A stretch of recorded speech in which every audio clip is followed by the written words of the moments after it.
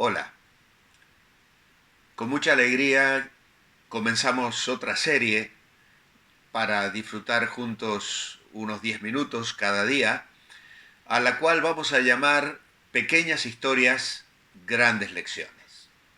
Hace unos 10 años, con un hermano en la iglesia nos pusimos de acuerdo para una serie que él iba a compartir sobre estos personajes de la Biblia que no tienen mucha fama.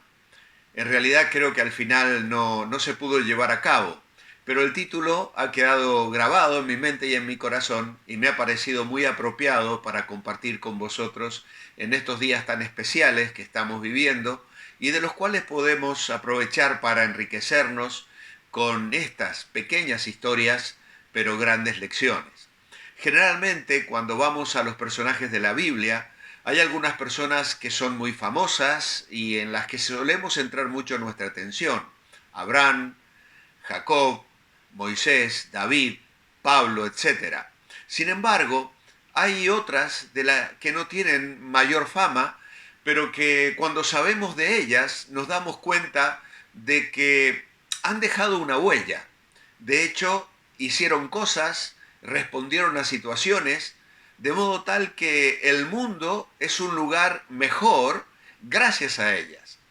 Hicieron lo que tenían que hacer, respondieron al llamamiento que tenían, cumplieron con lo que tenían que cumplir sin adquirir demasiada notoriedad o sin llamar demasiado la atención sobre sí mismos. Son personas que sirvieron y que se dieron a sí mismos callada y completamente. Por ejemplo, viene a mi mente en este momento la esclava israelita de Naamán. En esa historia que encontramos en el Antiguo Testamento, se nos cuenta de Naamán el sirio, un general leproso, que llegó a Israel buscando la sanidad de la lepra y que recibió la sanidad zambulléndose 7 veces en el Jordán. Y muchas veces hablamos de Naamán y los muchos mensajes y las enseñanzas que esta historia nos deja, pero rara vez nos centramos en esta mujer de quien no tenemos información, no sabemos su edad, no sabemos su nombre, y solamente se dice de ella que era una esclava arrancada de Israel por las incursiones que el ejército asirio solía realizar en determinadas regiones de la población de Israel. Por lo tanto, estamos hablando de una mujer que sufrió una tragedia en su vida personal. Fue arrancada de su hogar, de sus seres queridos, de sus planes tal vez de bodas, de casarse, formar una familia, tener hijos. De pronto se vio esclava en una región extranjera, con un idioma diferente y con todos sus sueños y todos sus planes y toda su vida completamente destrozados. Sin embargo, asume su rol, cumple su función, trabaja como esclava y cuando se entera de la situación de su dueño y señor, de aquel que se había enseñoreado de su vida, no se calla la buena noticia que tenía para él. Pienso que de alguna manera para Naamán lo que esta niña o esclava le dijo venía a ser como el Evangelio, una buena noticia. Había una posibilidad de salvación de la terrible suerte que le esperaba si la enfermedad que le aquejaba seguía su curso. El avance del reino de Dios en cualquier aspecto de su obra depende de personas fieles de las que el mundo a veces no se percata de su existencia. Pero son personas que cumplieron con el plan para el cual Dios las creó, que cumplieron cabalmente con su responsabilidad, aunque debieron hacerlo entre bastidores. Pero las cosas fueron llevadas a cabo por ellas confiando y cumpliendo el rol que Dios les había dado. Así que nosotros tenemos que reconocer que, aunque ignoradas por otras personas, ellas fueron importantes para Dios. Y esto es un pensamiento alentador para cada uno de nosotros. Saber que Dios se interesa en cada uno de nosotros. En Jeremías capítulo 1 y versículo 5 dice el Señor a Jeremías: antes que te formase en el vientre te conocí, y antes que nacieses te santifiqué y te di por profeta a las naciones. Oh, qué texto maravilloso en el que he meditado muchas veces en mi vida. Porque hay otras partes de la Escritura que afirman categóricamente que Dios nos ha conocido y nos ha amado y ha trazado planes de amor para cada uno de nosotros. A veces nos inclinamos a pensar que nuestro valor es insignificante y que Dios nos olvida o que tiene cosas más importantes que hacer. Y esto nos suele pasar cuando atravesamos circunstancias difíciles. Fue lo que el pueblo de Israel pensó en un momento determinado cuando el enemigo les había conquistado.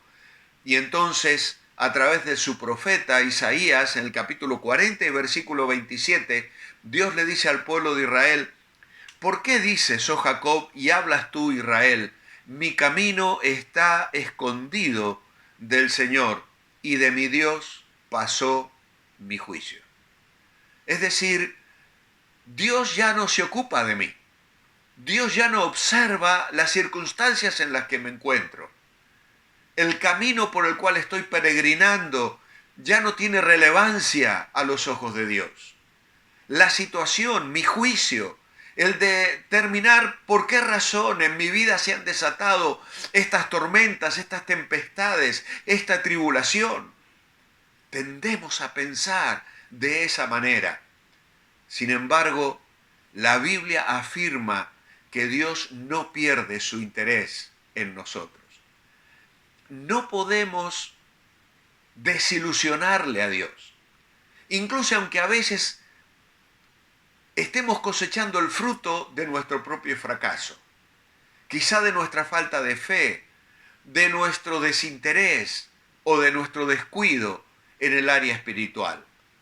Dios le dice con una promesa extraordinaria al pueblo de Israel en el Salmo 94, porque no abandonará el Señor a su pueblo, ni desamparará su heredad. Los versículos anteriores dicen: bienaventurado el hombre a quien tú, Señor, corriges y en tu ley lo instruyes, para hacerle descansar en los días de aflicción, en tanto que para el impío se cava el hoyo, porque no abandonará el Señor a su pueblo, ni desamparará su heredad. Verdaderamente hay un consuelo indecible en el hecho de saber de que Dios toma conocimiento de mí en amor en forma constante y que me cuida para bien. Él me conoce, Él te conoce. Estamos esculpidos en las palmas de sus manos. Estamos siempre presentes en su mente. Así que, aunque nuestra vida parezca insignificante, aunque nuestra situación parezca ser poco relevante o que Dios tiene cosas más importantes que hacer, en realidad no es así. Somos importantes para Dios. Nos ha amado de una manera tal que estuvo dispuesto a dar a su Hijo por cada uno de nosotros. Y yo espero que en esta serie, que hoy vamos a comenzar, pequeñas historias, grandes lecciones, podamos descubrir estas lecciones y muchas otras de estos personajes desconocidos o anónimos que encontramos repartidos por toda la Biblia. Hombres y mujeres que nos van a dejar maravillosas lecciones para tu vida y para la mía. Que el Señor nos bendiga.